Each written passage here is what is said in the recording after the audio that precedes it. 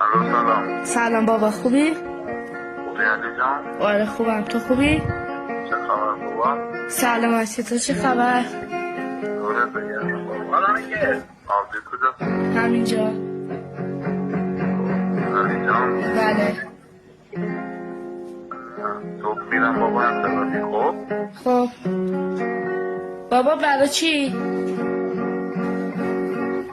نمیتونم بگم برای چی، ولی یه دیگه به زنگ نزدم مراقب بازی باش.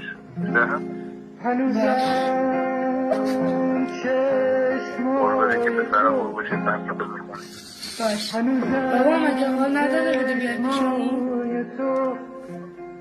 چرا بابا؟ پس چرا میخوای بری انفرادی؟ نمیدونم بابا، من اگه چی میکنم زنگ نزدم صدا که همیشه پیشم. چرا نمیای پیشمون؟ علی جان بابا. بله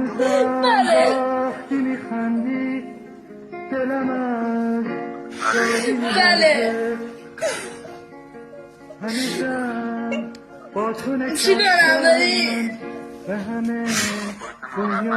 چرا؟ الو؟ آلمان صدا ما داری؟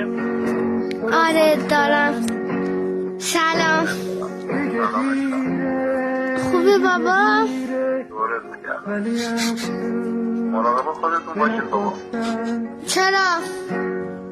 شاید دیگه نتونم زنگت بزنم. برای چی؟